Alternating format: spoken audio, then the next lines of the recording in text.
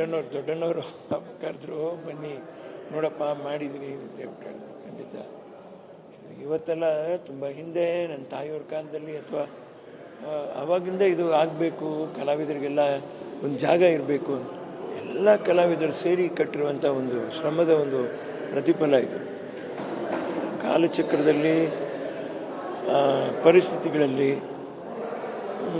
ಏರುಪೇರುಗಳ ಮಧ್ಯೆ ಇದೊಂದು ಕಟ್ಟಡ ನಿಂತಿದೆ ಅಂತ ಹೇಳಿದ್ರೆ ಅದು ಒಂದು ದೊಡ್ಡ ವಿಷಯನೇ ನಿಜವಾಗಿ.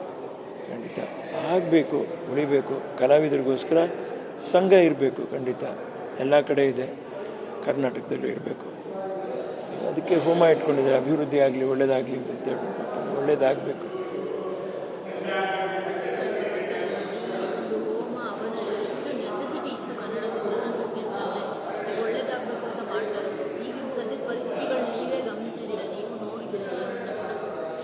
ನಿಮ್ಮ ಮೂಲಕ, ವಾಹಿನಿಗಳ ಮೂಲಕ ಮಾತ್ರ ನನಗೂ ಅರ್ಥ ಆಗ್ತದೆ. ನಾನು ರೈತನಾಗಿ ಹೋಗ್ಬಿಟ್ಟು ಅಲ್ಲಿ ರೈತರಿಗೂ ಕಷ್ಟ ಇದೆ, ಇವಾಗ ಚಿತ್ರರಂಗಕ್ಕೂ ಕಷ್ಟ ಇದೆ.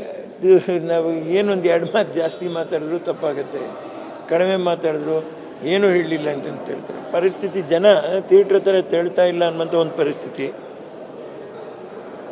ಪರಭಾಷೆ ಚಿತ್ರಗಳು ಅವು ಹೆಂಗೋ ಹೆಚ್ಚು ಕಡಿಮೆ ಓಡ್ತವೆ ಅನ್ನುವಂಥ ಪರಿಸ್ಥಿತಿ. ನಾವು ಕೇಳಿದ ಪ್ರಕಾರ ಈ ಅಭಿರುಚಿಯೋ ಅಥವಾ ಕನ್ನಡದ ಮೇಲೆ ಅಭಿಮಾನ ಕೊರತೆ ಆಗೋಯ್ತು ಏನು ಅಂತ ನಮಗೆ ಏನು ಹೇಳೋಕ್ಕಾಗ್ತಲ್ಲ. ಊಹೆಗೂ ಮೀರಿದಾಗೋಗ್ಬಿಡ್ತಿತ್ತು ಪರಿಸ್ಥಿತಿ. ಕಾಲದಲ್ಲಿ ಡಬ್ಬಿಂಗ್ ವಿರುದ್ಧ ಒಂದು ಹೋರಾಟ ಮಾಡಿದ್ರು, ಆಮೇಲೆ 2 ವಾರ ಬಿಟ್ಟು ಬೇರೆ ಭಾಷೆ ಚಿತ್ರಗಳು ಬಿಡುಗಡೆ ಆಗಬೇಕು ಅಂತ ಹೇಳಿದ್ರು. ಎಲ್ಲ ಪ್ರಾರಂಭದಿಂದ ಕನ್ನಡ ಚಿತ್ರರಂಗ ತುಂಬ ಕಷ್ಟದಲ್ಲಿ ನರಳಿನೇ ಮೇಲೆ ಬಂದಿರೋದು. ಅದನ್ನು ನೆನೆಸ್ಕೊಂಡಾಗ ಭಾರಿ ನೋವಾಗುತ್ತೆ, ಭಾರಿ ಮನಸ್ಸಿಗೆ ತುಂಬ ನಿಜವಾಗ್ಲೂ ನೋವಾಗುತ್ತೆ, ಮನಸ್ಸಿಗೆ ನೋವಾಗುತ್ತೆ. ಯಾಕಂದರೆ ನಾವು ಇದರ ಅನ್ನ ನಾವು ತಿಂದಿದ್ದೀವಿ, ಏನೇನು ತಿಂದು ಬಂದವರು ನಾವು. ಹೇಳ್ಬೋದು ಮಾತಿನಲ್ಲಿ ಅನ್ನ ತಿಂದೀವಿ, ಅನ್ನ ತಿಂದವರು ನಾವು ಹೇಗೆ ನಡ್ಕೋಬೇಕು ಅಂತ ನಮಗೆ ಗೊತ್ತಾಗ್ತಾ ಇಲ್ಲ. ನಾವಿದಕ್ಕೆ ಋಣಮುಕ್ತರಾಗೋಕ್ಕೆ ಏನು ಮಾಡಬೇಕು ಅಂತ ನಮಗೆ ಅರ್ಥ ಮಾಡ್ಕೊಳ್ಳೋದಿರುವಂಥ ಒಂದು ಸ್ಥಿತಿಲಿ ನಾವು ಇವತ್ತು ತುಂಬ ಶೋಚನೀಯವಾಗಿ ಏನಪ್ಪ ಮಾಡೋದು ಅನ್ನುವಂಥ ಎಲ್ಲ ಇದೆ. ಆದರೆ ಏನು ಮಾಡಬೇಕು ಅಂತ ಏನೂ ಅರ್ಥ ಆಗ್ತಾ ಇಲ್ಲ.